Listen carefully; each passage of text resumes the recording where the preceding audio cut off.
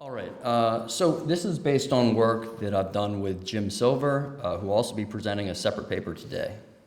So, public mass shootings are the type of mass shootings that typically get the most attention and seem to provoke the most fear.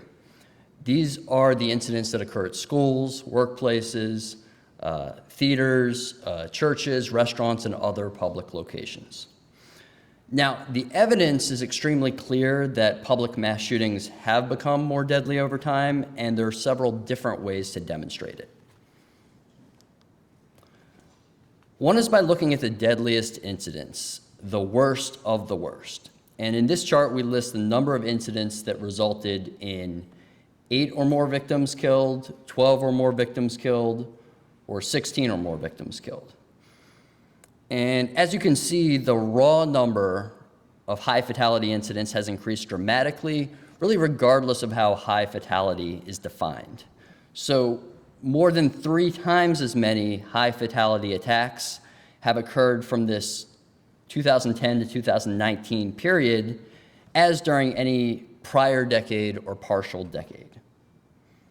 So in our study, one of the major things we did was compare this most recent decade of 2010 to 2019 with all of the previous time periods captured in this chart to really see what makes this most recent period when things have gotten worse different. Now, that's kind of the only slide I have there for you. I'm going to talk a little bit more about various issues. So apart from this chart, we found that since the start of 2010, the likelihood that a public mass shooting will result in 8 or more victims being killed has doubled compared to previous decades from 15% to 32%. And since the start of 2010, the average number of victims killed in a public mass shooting has increased by 47% compared to previous decades. So why has this problem been getting worse over time? It appears that the first major reason is that more mass shooters in recent years care about killing large numbers of victims and producing these high death tolls or body counts than perpetrators in previous decades.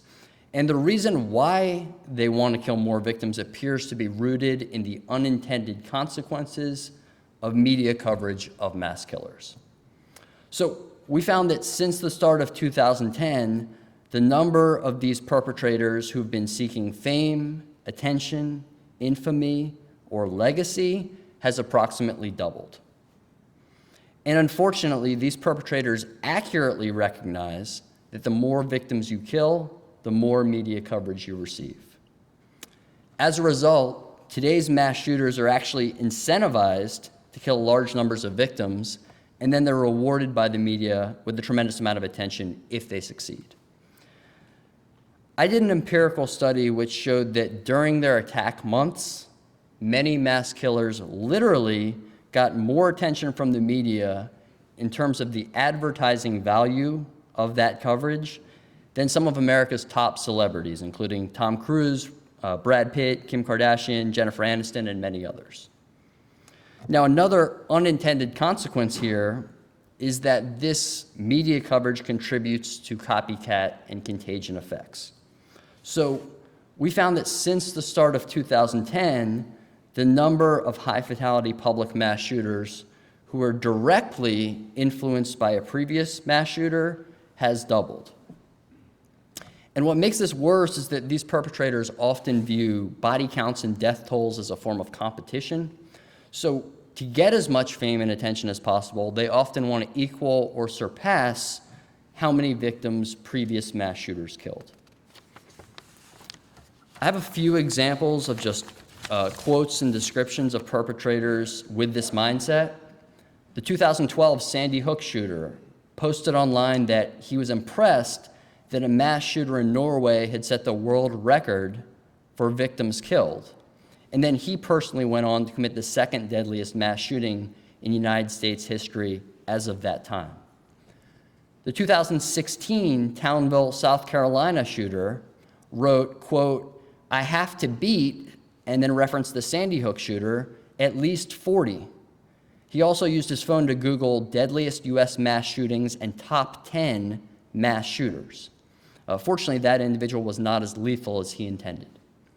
The 2017 Las Vegas shooter certainly left behind some mysteries, but his brother told investigators that the shooter would want to be known as having the largest casualty count.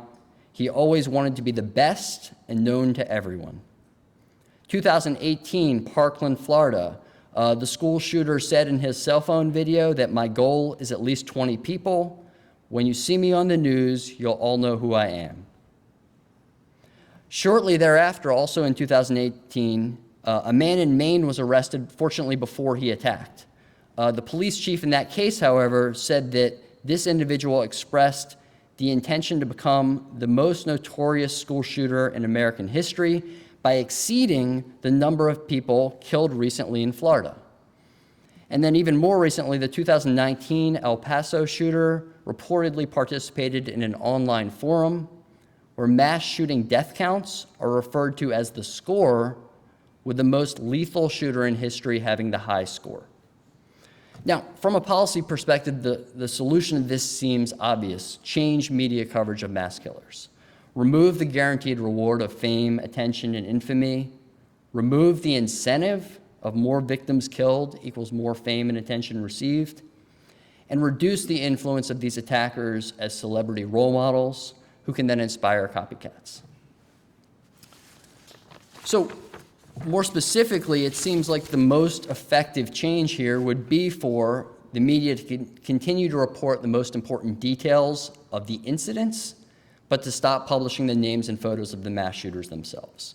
Now, the thing is, for most news articles and features, this would only require changing the actual content by about 2%, because they would just replace the shooter's name with a short phrase like the 2019 El Paso shooter, which I just did. And this approach has been supported by 149 scholars and law enforcement professionals who signed an open letter to the media that I coordinated 2 years ago. It's been supported by the FBI, by the International Association of Chiefs of Police, by the No Notoriety Group, and by some members of the media and the government. However, so far, I don't think a single major media corporation has committed to no longer publishing the names or photos of mass shooters. They have made some subtle changes, but clearly subtle changes aren't good enough. So I can't say I'm surprised by the continued trend of these incidents being so deadly. Now, apart from the media coverage, there is another reason why public mass shootings have become more deadly, and it interacts with the first part of this. So when mass shooters are incentivized to kill large numbers of victims, their behavior changes. And our study found that since the start of 2010, high-fatality public mass shooters were more likely to plan their attacks for an extended period of time, to develop specific strategies and tactics that would make them more lethal, and to acquire semi-automatic rifles or assault weapons.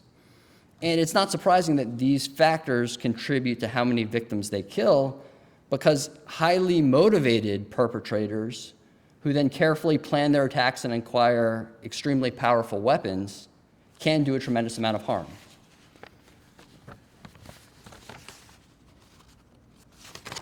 From a policy perspective, the good news here is that because these attacks are often planned for an extended period of time, that gives us a greater opportunity to prevent them. It's easier to prevent these than preventing a crime of passion or something that happens spontaneously. And the deadliest shooters actually appear even more likely than other active shooters or mass shooters to reveal their violent thoughts or intent prior to attacking. This is often referred to as leakage. Not only do they often reveal their violent thoughts and intent, but they're often reported to law enforcement before their attacks because of these red flags and warning signs. So, in other words, the deadliest attackers often exhibit the most warning signs and most red flags before their mass shootings, so they should actually be the easiest to stop realistically and prevent from killing anyone. Now, some of our other presenters will discuss policy recommendations related to firearms access today, so I'll really leave that for them. That'll happen later in the session today. However, I will just conclude by saying there is evidence that red flag laws and extreme risk protection orders would make a difference in preventing some of these crimes. So if you'd like more information from me or from Jim about this or any other element of our research, feel free to contact us. Thank you.